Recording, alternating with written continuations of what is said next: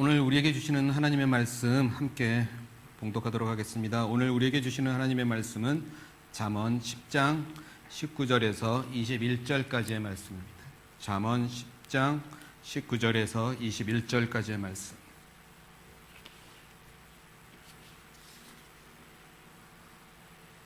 우리 같이 한 목소리로 합독하도록 하겠습니다. 시작. 말이 많으면 허물을 면하기 어려우나 그 입술을 제어하는 자는 지혜가 있느니라. 의인의 혀는 순은과 같거니와 악인의 마음은 가치가 적으니라. 의인의 입술은 여러 사람을 교육하나 미련한 자는 지식이 없어 죽느니라. 아멘.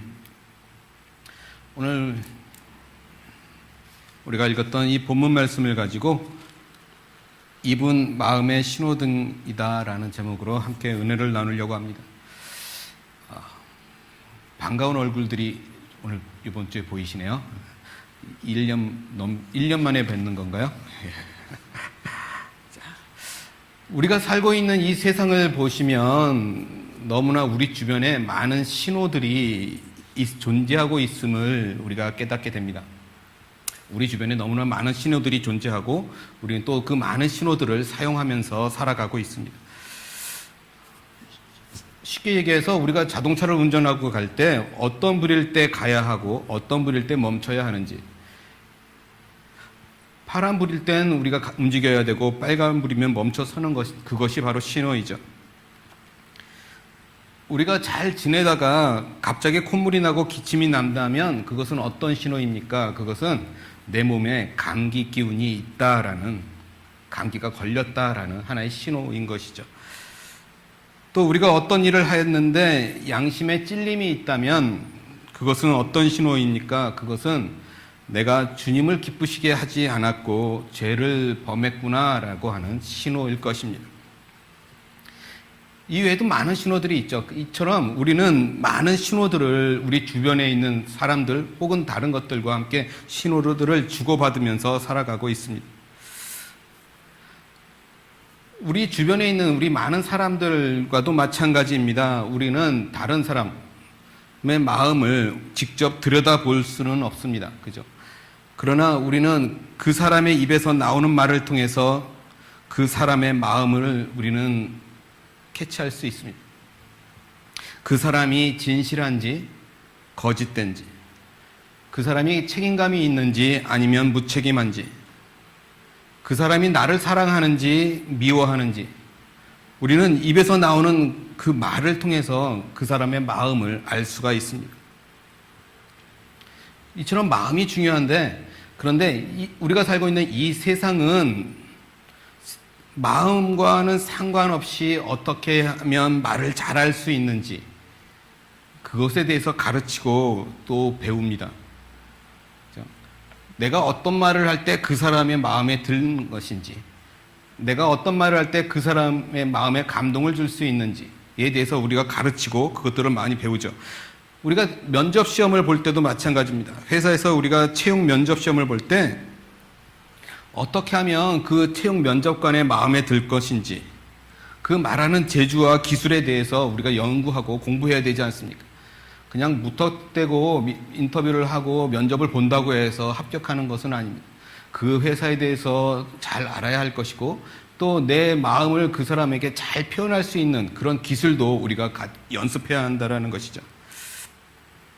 그래서 세상에는 그런 웅변학원, 우리 어렸을 때 웅변학원이 있어서 그렇게 발표하는 기술도 가르치고 또 어떻게 하면 사람들 앞에 자신감 있게 나서는지에 대한 것들을 많이 가르쳐 주지 않습니까? 세상에서는 그렇게 그 기술을 중요하다라고 이야기하고 있지만, 그러나 성경에서는 그러한 모든 것보다 중요한 것이 바로 마음이다라고 말씀해 주고 있는 것입니다.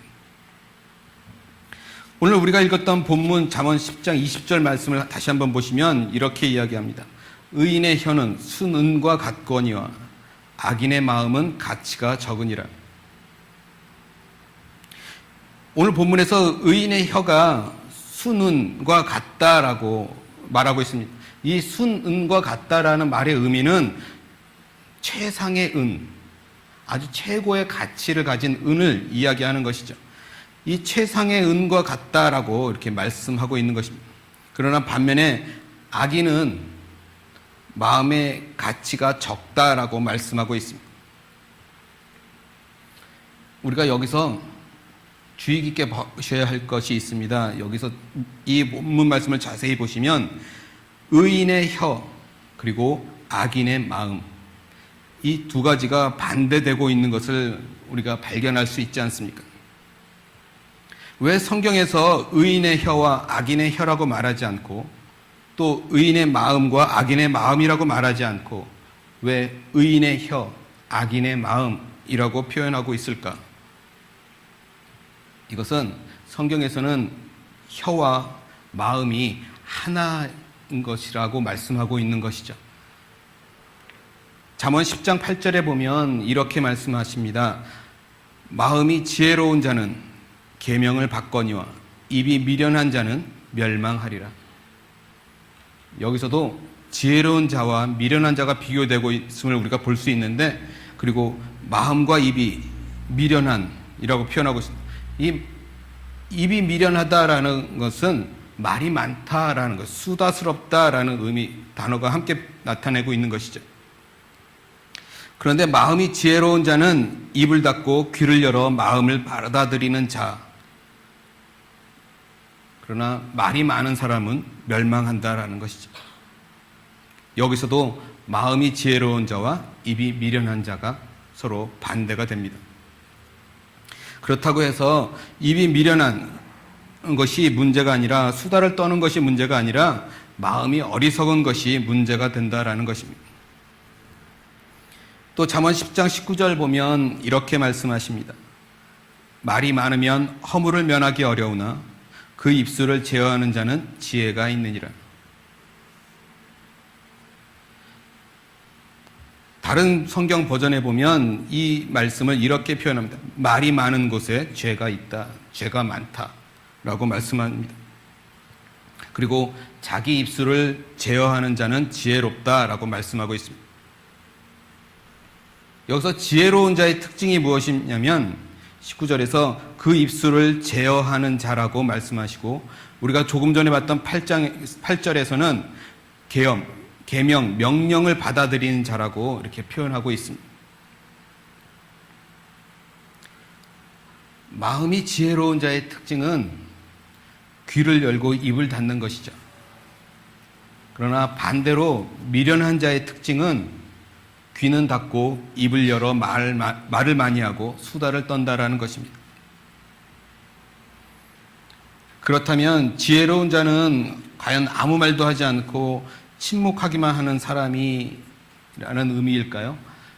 그렇지는 않습니다. 21절을 말씀을 보시면 이렇게 이야기하죠. 의인의 입술은 여러 사람을 교육하나 미련한 자는 지식이 없어 죽느니라. 여기서 의로운 자의 입술이 등장하고 있는데, 의로운 자의 입술의 특징이 뭐냐면 많은 사람들을 교육한다라는 것이죠.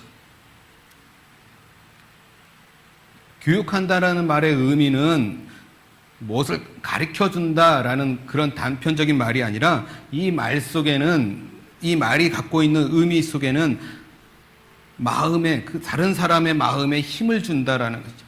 다른 사람의 마음에 용기를 주는, 희망을 주는 그런 말들을 한다라는 것입니다. 다시 얘기하면 이 의로운 자의 입술은 목마른 자에게는 생수를 주고 굶주린 자에게는 마음의 양식을 준다라는 것입니다. 그러나 반대로 미련한 자의 특징은 지식이 부족해서 오히려 자신들이 죽는다라고 말씀하고 있는 것이죠. 우리가 이 말씀에서 우리가 캐치할 수 있는 부분이 뭐냐면, 지혜로운 자나 미련한 자나 둘 다 입을 열어서 말을 한다라는 것입니다. 둘 다 말을 하는데, 이 지혜로운 자의 입은 많은 사람들을 먹이고 살리는 역할을 하지만 미련한 자의 입은 많은 사람을 죽이는 역할을 한다라고 말씀하고 있는 것입니다.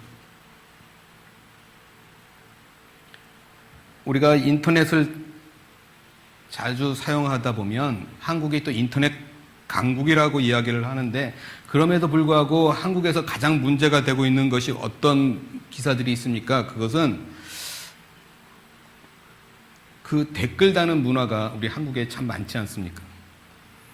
인터넷에 그 댓글을 달고 그 댓글을 보고 상처를 받아서 뭐 안 좋은 선택을 하는 사람들, 그런 기사들이 종종 눈에 띕니다. 그 사람과 얼굴을 대면하고 말을 하지 않는다라는 그 인터넷의 특성을 악용하는 것이죠. 그래서 그 사람에게 상처를 주고 해를 끼치는 그런 말들을 합니다. 물론 그게 직접 입으로 한 말은 아니고 손으로 쓴 글이지만 어리석게 말하고 또 그렇게 어리석은 글로 얼마나 많은 사람들이 고통받고 있는지 우리는 알 수 있습니다. 숨어서 쓴 거죠. 키보드 워리어라고 이렇게 말하기도 합니다. 참, 그 안 좋은 습관인 것이죠. 그저 보이지 않게 내 얼굴을 가리고 자기 마음속에 있는 그런 말들을 서슴없이 꺼낼 수 있다라는 것, 그것들이 우리 한국의 지금 인터넷 실이라는 것이죠. 그래서 많은 연예인들이 그 주 대상들이 되지 않습니까? 그들에게 삶을 피폐하게 만들고 그들의 삶을 불행하게 만드는데 정작 본인들은 그것들을 모른다라는 것이죠. 오늘 여러분들의 입은 어떤 종류의 입입니까? 지혜로운 자의 입입니까? 아니면 미련한 자의 입입니까? 야고보서 3장 3절부터 5절 말씀을 보시면 이렇게 이야기합니다. 우리가 말들의 입에 재갈 물리는 것은 우리에게 순종하게 하려고 그 온몸을 제어하는 것이라. 또 배를 보라. 그렇게 크고 광풍에 밀려가는 것들을 지극히 작은 키로서 사공의 뜻대로 운행하나니 이와 같이 혀도 작은 지체로 돼 큰 것을 자랑하도다. 보라, 얼마나 작은 불이 얼마나 많은 나무를 태우는가. 여러분, 지금 만약에 이곳에 힘센 말 한 마리가 있어서 그 말과 사람이 힘겨루기를 한다고 이렇게 생각해 보십시오. 그러면 그 사람이 그 말을 제압할 수 있을까? 사람이 지시해서 그 말이 순종하게 만들 수 있을까? 어떻게 하면 그 말을 순종하게 만들 수 있을까? 고함을 치면, 큰 소리를 내면 그 말이 사람의 말에 순종할 것인가? 아니면 주먹을 쥐고 말을 힘껏 내리치면 될까? 아니면 발로 걷어차면 그 말이 그 사람의 말에 순종할까? 이런 것들로는 그 말을 우리가 제어할 수 없죠. 사람의 힘으로는 그 말을 원하는 방향으로 끌어가지 못할 것입니다.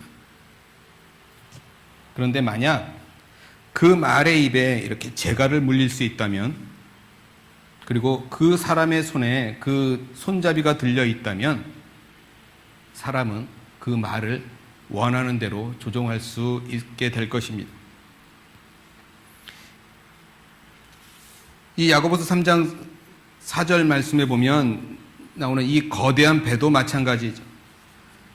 아마 누군가가 팔림으로 배를 돌리려고 한다, 안간힘을 쓴다면 아마 배는 꿈쩍도 하지 않을 것입니다. 그러나 그 선장이 돌리는 작은 핸들, 그 키 하나면 배를 원하는 방향으로 돌릴 수 있게 되는 것을 우리가 볼 수 있습니다. 이와 마찬가지로 우리 몸에 있는 혀도 우리의 신체 중에서 비록 작은 부분이지만 우리의 온 몸을 제어하고 그 사람의 일생을 제어할 수 있다라는 것입니다. 여러분이 선택의 순간에 마음속에 여러 가지 생각들이 복잡하게 들 때 입을 열어서 어떻게 말하는가가 너무나 중요하다라는 것입니다. 우리는 너무나 잘 알고 있죠. 하나님의 말씀에 순종해야 한다라는 말씀을 너무나 잘 압니다. 그러나 반면에 그 하나님 말씀을 거역하고 싶은 마음이 동시에 있습니다. 그 두 마음이 서로 싸우고 있을 때 하나님께 순종하고 싶은 마음과 거역하고 싶은 마음이 우리 마음속에 갈등을 일으킬 때 우리들이 입을 열어서 무슨 말을 하느냐가 중요하다라는 것이죠. 우리가 만약 그 두 마음이 서로 싸울 때 그건 솔직히 너무 심하잖아요 라고 우리가 불평하는 말을 하게 된다면 정말 우리들의 마음은 하나님을 대적하게 되는 것을 또 우리가 볼 수 있게 됩니다. 그렇지만 하나님 힘들지만 순종하도록 하겠습니다. 내가 순종하기를 원합니다 라고 고백하게 되면 우리의 마음이 정말 그렇게 하나님을 향해서 확 돌이켜지는 것을 경험하게 될 것입니다. 야고보서 3장 10절에서 12절 말씀을 보시면 이렇게 이야기합니다. 한 입에서 찬송과 저주가 나오는도다. 내 형제들아 이것이 마땅하지 아니하니라. 샘이 한 구멍으로 어찌 단물과 쓴물을 내겠느냐. 내 형제들아 어찌 무화과 나무가 감람 열매를 포도나무가 무화과를 맺겠느냐. 이와 같이 짠물이 단물을 내지 못하느니라. 이 말씀에서는 사람에 대해서 사람이 샘이다라고 이야기하시고 사람이 나무다라고 말씀하고 있습니다. 샘이 같은 곳에서 단물과 쓴물을 동시에 낼 수 없고 무화과 나무가 감람나무 열매를 맺을 수 없듯이 우리의 입에서 하나님을 찬송하는 말과 서로를 헐뜯고 저주하는 말이 모두 나와서는 안 된다라는 것입니다. 오늘 우리들의 입은 어떤 종류의 샘입니까?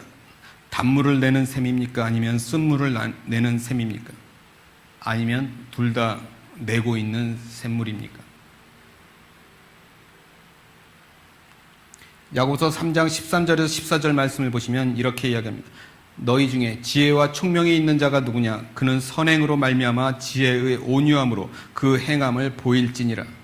그러나 너희 마음속에 독한 시기와 다툼이 있으면 자랑하지 말라. 진리를 거슬러 거짓말하지 말라.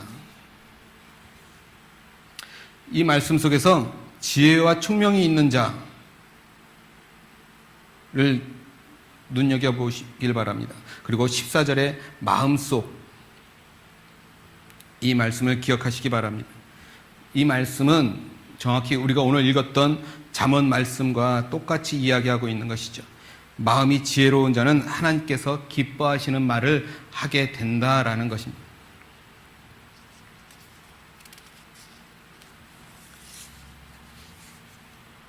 여러분들은 여러분들의 입으로 사람들을 위로하고 힘을 주는 사람이 되기를 원하십니까? 아니면 여러분들의 입을 사람들을 좌절시키고 다툼을 일으키는 사람이 되기를 원하십니까? 우리는 힘을 주는 사람이 되기를 원하죠. 그렇죠? 여러분, 그래서 입은 마음의 신호등입니다. 우리의 입에서 잘못된 말들이 나오게 될 때 우리는 우리의 마음이 잘못되어 있다라는 그 신호를 감지할 수 있어야 합니다. 우리가 그 신호를 감지했을 때 우리가 입을 다무는 것도 좋은 방법일 수 있지만 무엇보다 먼저 우리의 마음을 바르게 하는 것이 더 중요하다라는 것입니다.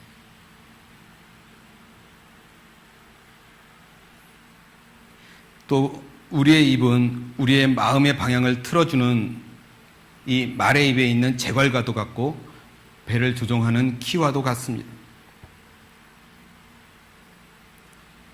그래서 우리의 마음속에 싸움이 있고 갈등이 있을 때 우리가 어떻게 입을 여느냐에 따라 우리의 마음이 변하게 된다라는 것이죠. 흔히 세상 사람들은 말이 씨가 된다라는 이런 속담을 가지고 있습니다. 다 아시겠죠? 말이 씨가 된다. 이처럼 여러분들, 우리들이 어떻게 입을 여느냐에 따라서 우리들의 마음이 어떤 마음을 가진 사람이 될 수 있다라는 것입니다. 그래서 이사야서 50장 4절 말씀을 보면 이렇게 말씀하고 있습니다. 주 여호와께서 학자들의 혀를 내게 주사 나로 곤고한 자를 말로 어떻게 도와줄 줄을 알게 하시고 아침마다 깨우치시되 나의 귀를 깨우치사 학자들 같이 알아듣게 하시도다.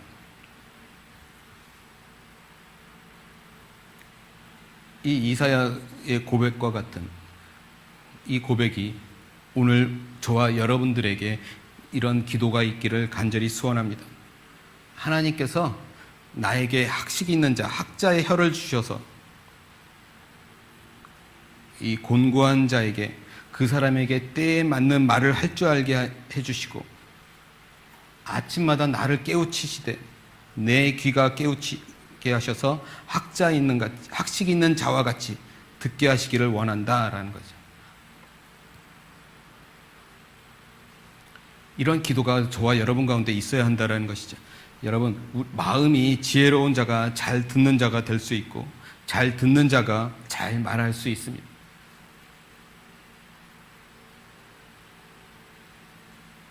오늘 우리는 입을 열 때 어떤 말들이 나옵니까? 상처 주는 말, 공격적인 말이 나온다면 지금 우리의 마음이 주님께서 원하시는 상태가 아니다라는 것을 깨달아 하시기 바랍니다. 주님께서는 위협을 당하시되 그들과 맞대서 욕하지 않으시고 양털 깎는 자 앞에서 어린 양이 침묵하는 것 같이 자기 입을 열지 않았다라고 성경은 기록하고 있습니다. 이처럼 입은 마음의 신호등입니다. 지금 내 입에서 주로 어떤 말들이 나오는지 그 신호를 잘 감지하시고 나의 마음이 지금 주님과 가까운지 아니면 먼지 확인하실 수 있는 그런 시간들이 되시기를 주님의 이름으로 간절히 소원합니다. 우리가 오늘 하루 또 이 한 주를 살아가는 동안에 우리가 주님 앞에 한 발짝 더 나아가기를 원합니다. 그래서 주님께서 우리에게 주시는 그 마음의 지혜, 또 주님께서 우리에게 주시는 그 지혜로운 귀와 입, 그것들을 우리한테 허락해 달라고 우리가 간절히 주님 앞에 기도할 수 있는 저와 여러분들이 되기를 간절히 소원합니다. 우리는 혀에 권세가 있는 사람들입니다. 그래서 남을 축복하는 것, 우리가 축복하는 기도를 할 때 그 축복이 그 사람에게 임하는 것을 우리가 경험하지 않습니까?